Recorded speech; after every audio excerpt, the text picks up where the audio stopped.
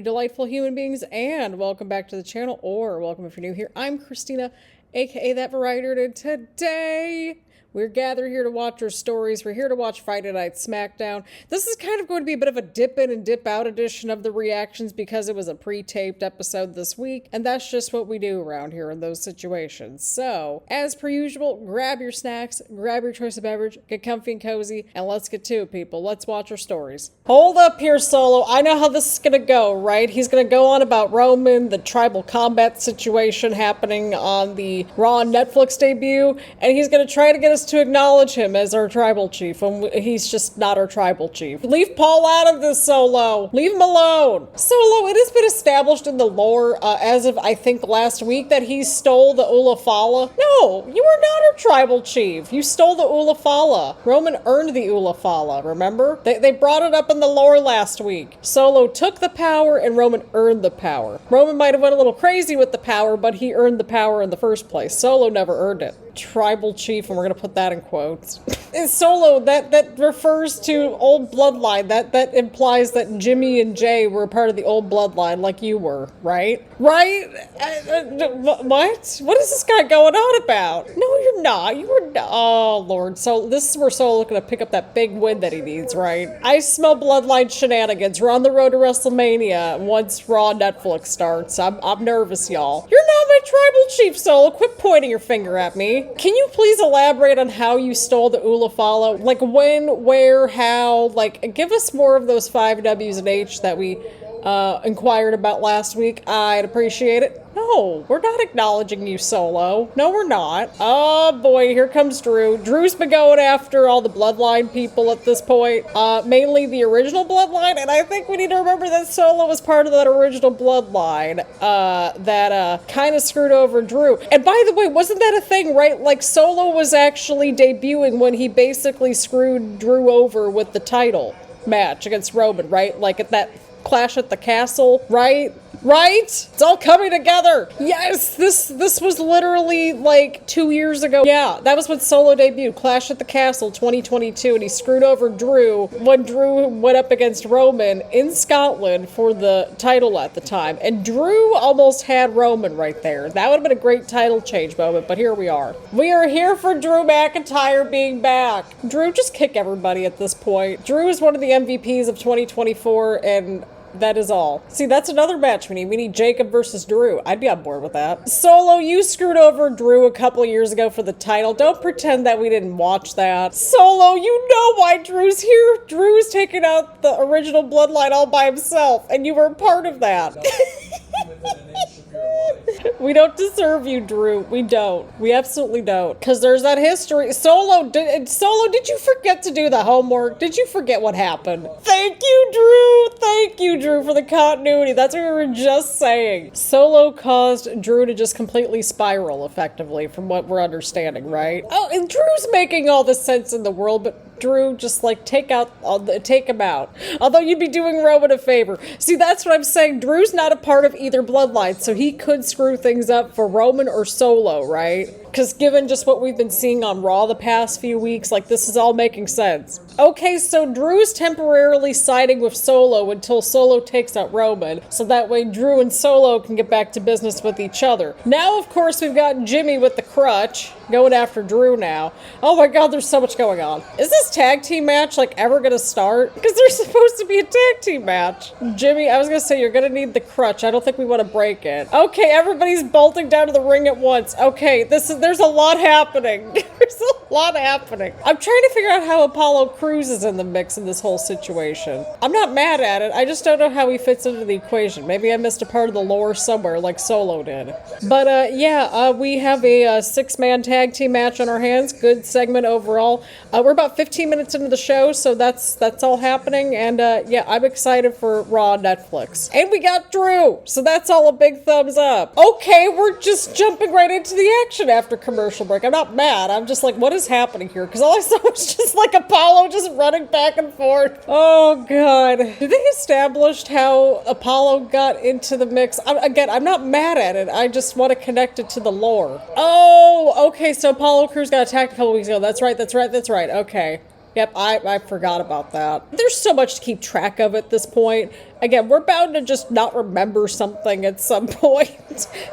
Thank you, Michael Cole. All right, Andrade's in the match now. Again, Tama Tonga just constantly holding down the fort for the new Bloodline. Makeshift tag team. Just call it the universe mode tag team. Okay, we got frequent tags between Andrade, Apollo, and LA Knight. Okay, well, Andrade and Apollo just went flying. Where's LA Knight going? He's going somewhere. Okay, he's trash talking Solo. That's completely fair at this point. It's like, don't take chances that you don't need to take chances on, right? See, we're mentioning the whole situation from last week too, where, well, Solo got disqualified in the match against LA Knight. Once again, Solo cannot win against LA Knight, apparently.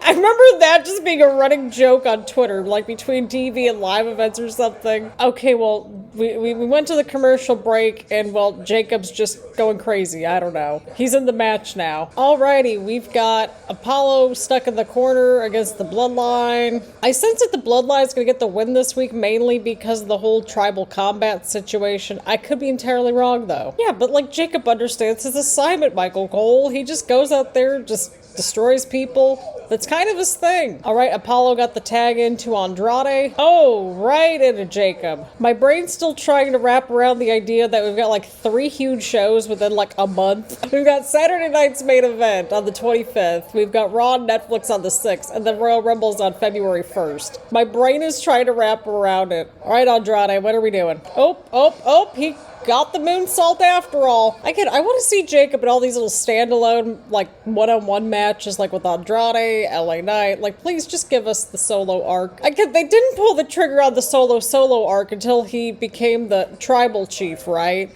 And I'm like, they could have had the Solo arc going for a minute there, and now we need to have Jacob's Solo arc, and just, we're never gonna get, like, an actual little, like, secondary Solo arc at this point with the whole Bloodline situation. Like, we kind of did with Jay, but Jay had to get away from the Bloodline for a minute. Oh, well, there goes Andrade into the post. Give people Solo arcs in the Bloodline, Solo. Solo, what are you doing? He's got the Ulafala. He's gonna get them disqualified, right? There goes Jacob. I mean, they're unstoppable mostly from Jacob. Wait, we just went right into a picture-in-picture. What the heck? Okay. No leading into the commercial, just picture-in-picture. Oh, wrestling. Oh god, we're gonna get 3 hours coming up next month. They're trying to get me to tap out. They're like, Christina's been doing this for too long now. I'm not gonna tap out.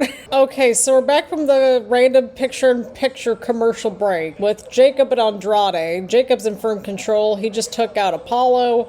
Andrade's kind of in the corner. LA Knight's just being the hype dude that's also trash-talking people, which sounds about like the right assignment, right? And then Andrade got out of the way right there. Andrade's so close to getting the tag in. Roll the other direction. Jacob's just like trying everything he can to like stop Andrade. Oh no. Oh, he's so close. Okay, he got the distance, but can he get the tag in? And he does. There goes LA Knight, clearing house. The freshest person in this match. All right, we got the tag into Apollo. All right, Apollo, what are we up to here? Nice splash from Apollo. All righty, Tama Tonga kicked out right there. Oh, okay, LA Knight just took care of Jacob. Again, I need that as a singles match. Oh, look out, look out, look out. Shinsuke's right there. Oh, Lord. But didn't Shinsuke have problems with other people too, right? Like, didn't he have issues with Andrade? Like, why didn't he go after Andrade too? Or am I just jumping the gun here? Okay, well, he's in the same spot, so I don't know. Something could happen, right? I don't know. Well, there goes Apollo. Apollo's done. Just end this Solo. Like, you have the match won. All right, yeah, that's it. Look at Solo picking up another win. Look at this dude picking up a big win after a tag match. Once again, not that many singles matches for Solo, but I mean,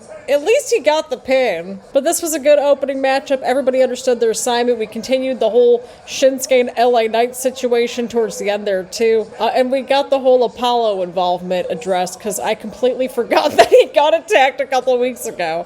Again, there's so many moving pieces, right? But I think Bloodline 2.0 did in fact need the win. And yeah, so I mean, all of this gets a thumbs up for me. Y'all, this is not a drill. We've got the Grayson Waller Effect back. I feel like it's been like ages since we've seen these two. God, when are they gonna break these two up? They've been teasing a breakup since February. I like that comfy chair. It looks very comfy. Like the palm trees. We don't have to worry about the plants getting knocked over. That chair looks comfy. So comfy and cozy.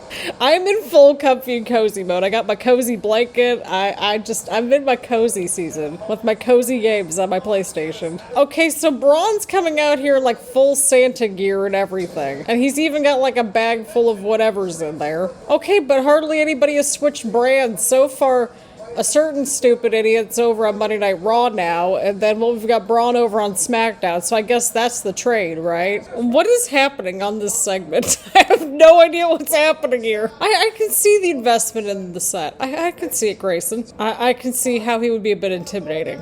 A-Town Down Under has barely been on this show for some time. And again, like, if there's any sort of, like, oh, crap kind of situations where it's like, oh, that would explain why they weren't on, then, yeah, then we'll cross that bridge when we get to it. But, yeah. I'm forgetting what's all going on here at this point. It is very dangerous backstage. The SmackDown parking lot is not safe. Picture it. Sicily. The literal Braun. The literal Braun. I see what you did there, Grayson. I see what you did there. Oh, okay, well, there goes Carmelo coming out. Now, Grayson might have been onto something. He had a little bit of a play on words there. I can respect that. Okay, I like how they're rebounding with Carmelo. I was a little worried after last week. I would like to see Carmelo in, like, A-Town Down Under. No, not the palm trees. You leave the palm trees alone, Braun. No, not the chair. Give me the chair. The chair's cute. See, there's like even kids screaming and stuff. Like, come on, Braun. You're supposed to be Santa Claus. Like, oh, what is this? Okay, so I guess we're getting Carmelo versus Braun too. This was a weird one, y'all. This I don't even know what we just watched. Alrighty, people. We've got Carmelo versus Braun. Let's see what happens here. After last week's shenanigans, I don't know what to expect here, but Carmelo cooked Braun just now during the Grayson Waller Effect, so there's that. Oh, I gotta censor this. My bad, y'all. There we go. Carmelo's got the right idea. He's in the ropes, and he's near the ropes. He can make a quick escape if he needs to. Stay near the ropes. Stay near the ropes, Carmelo. Stay near the ropes. I'm rooting hard for Carmelo here. Not gonna apologize for that. See, he had a plan. He's keeping his eyeballs peeled on Braun. Carmelo, you might want to turn around. Look out! Use your quickness to your advantage. There you go. See, he's got more of a plan this week. See, this is what I'm talking about. We've got some additional logic in the matches this year, where it's like everybody's kind of remembering little bits and pieces from like the previous matches that they've had with people. We are here for that energy. Oh, look at Carmelo taking down Braun. Carmelo, stay on him. This is not the time to be showboating. See, thank you, Corey Graves. You're even saying the same thing. Oh, no. Carmelo's cooked, y'all. Or maybe not. Maybe not. Okay. Oh, no. Oh, no. Poor Carmelo. Oh, no. He got caught. He got caught. He got caught. He's gonna win by count out, isn't he? He won by count out. He won by count out. He won by count out. That's one way to do it. He had a plan. All right, well, that just happened. All of this just happened, people. Brownie points to Carmelo, though, just because, you know, just resourcefulness, and it's Carmelo. Alrighty, people, we've got Alex Shelley versus Johnny Gargano.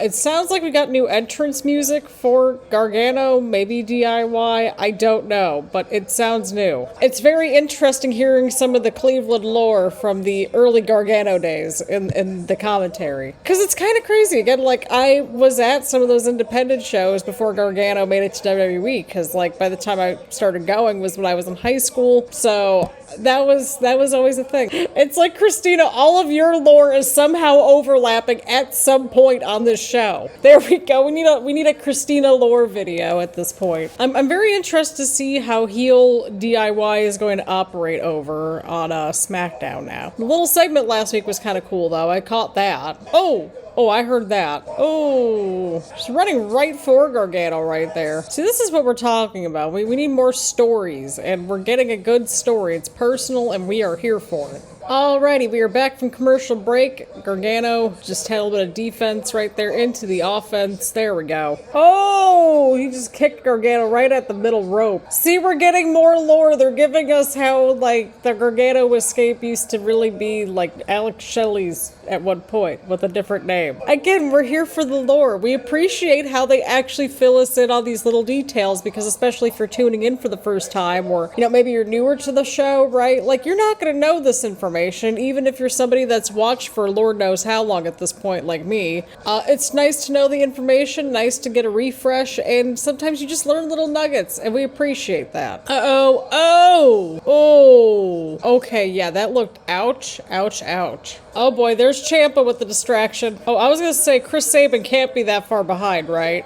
There he is. Uh-oh. Oh, counter into the cover, into the cover, into the cover! Sneaky pin for the win. He's like doing a full-blown victory lap after the match. That's hilarious. Y'all, this music ain't it. What is happening? Alrighty, overall decent enough match. Good to hear the backstory. Good to get the lore on Alex, Shelley, Johnny Gargano. Again, this feud is bubbling. And again, we're here for more stories on our stories. So we'll give it a thumbs up just because we kept things moving. And I want to see what happens next moving forward. Alrighty, people, here we go. We got Bianca and Naomi defending the women's tag team titles against Candice and Nia Jax. Again, we still don't know who took out Jade Cargill just yet. I'm going to assume that we're going to get to that mystery probably in the road to Royal Rumble, presumably. I don't know. I really don't know. Oh, there's Tiffany backstage. Nia and Candice, they've been sort of like pushing Tiffany aside a little bit, so they're continuing that story. Loving Naomi and Bianca's gear, absolutely loving it. Again, Bianca and Naomi, they've got plenty of history with Jade, and so that all makes sense why Naomi is teaming up with Bianca. So you got Naomi and Nia now. Women are main eventing tonight. You love to see it. You absolutely love to see it. Oh, ouch. That sounded painful. Alrighty, I think we're going to picture-in-picture. Yep, we are going to picture-in-picture. Alrighty, people, we got Bianca going after Candice, but it's really Bianca that should be going after Nia at this point. Oh, nice move from Candice. Right into a huge move right there from Nia. You love to see it. Very swift transition right there. Very smooth. Got to give that a little round of applause. Alrighty, so breaking news here at the end of the show. The Cleveland Cavaliers defeated the Milwaukee Bucks 124-101, and the Cleveland Cavs are up to 23-4. I know it's been a minute since we've had a Cleveland Cavs update, but they're still going strong. Just popped up in the Instagram. What is happening? Nia's slowing down the pace, but Bianca's trying to push through here. Oh, huge kick from Bianca. Oh, huge elbow to Candice. It's Naomi. Oh! Oh, I thought she was going to make it there for a second. I mean, that is one way. That would have been one way to get the tag in. She's like clawing at Candice. Did you see Bianca? That was great. Oh, Naomi's back in this. See, that would have gotten Naomi to another women's title opportunity too, because I've got to think that like if you pin the champion, you get the title match, right? Oh, here comes Tiffany now. She's got that briefcase though. She's got the briefcase. Okay, but this is also a title match, too. So could you use Money in the Bank to cash in on a tag title opportunity? I mean, it sounds really stupid on paper, but could that be a thing? Right, Naomi's back inside the ring. Oh, Nia wants the briefcase. The referee just caught her. He's like, what are you doing? He literally was like, what are you doing? That was awesome. All right, we're down to Candice and Naomi in the middle of the ring here. Bianca just took out Nia outside the ring, and there goes Naomi. And Naomi picks up the win. Bianca and Naomi retain the gold. You love to see it. You absolutely love to see it. And we continued all the drama with Tiffany and Nia and just continuing to see everything implode slowly but surely over time over there. So continuity altogether, and Bianca and Naomi retain the gold. So we're going to give all of this a big ol' thumbs up.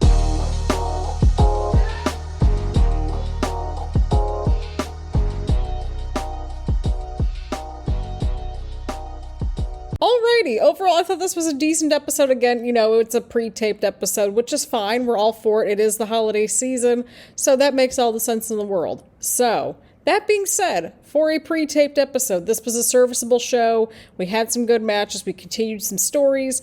I liked the backstage stuff with Kevin Owens. I thought that was really cool. And I really just liked how we just kept things moving this week with the stories, right? Like we're, you know, bringing it back with like Shinsuke and LA Knight towards the end of that 6-man tag match. They continued sort of building up for the big tribal combat match on January 6th for the Raw Netflix debut with Roman and Solo, as well as Solo Solo's little segment there. And then, of course, we kept things moving with Nia and Tiffany at the end of the show, right? And kind of getting that whole situation unfolding. And slowly but surely, we'll be seeing something with Bianca and Naomi, presumably enough, right? Because once Jade gets back, we're going to need to find out who attacked Jade, right? Like, that's the big story there, right? Got everything going on with DIY, the Motor City Machine Guns, getting personal in that feud, which is great. And then, of course, we've got the whole Carmelo and Braun Strowman situation going on, too. Again, Carmelo just cooked this week, and we appreciate that. So I think he rebounded pretty decently, all things considering. I know a lot of us were like, oh, God. When we, saw what happened last week of that match. But I think he rebounded pretty well this week, and he knocked it out of the park. So brownie points for Carmelo this week, just for everything that he did. So we're going to give this week's episode a thumbs up. It was serviceable. Again, it was a pre-taped episode ahead of the holiday season, which we are all on board for around here. So again, thank you all so much for tuning in. Leave a like, leave a comment, make sure to hit the subscribe button and hit the bell button so you get notifications around here and that sort of thing. So again, thank you all so much for tuning in. And I will see you all in the next one.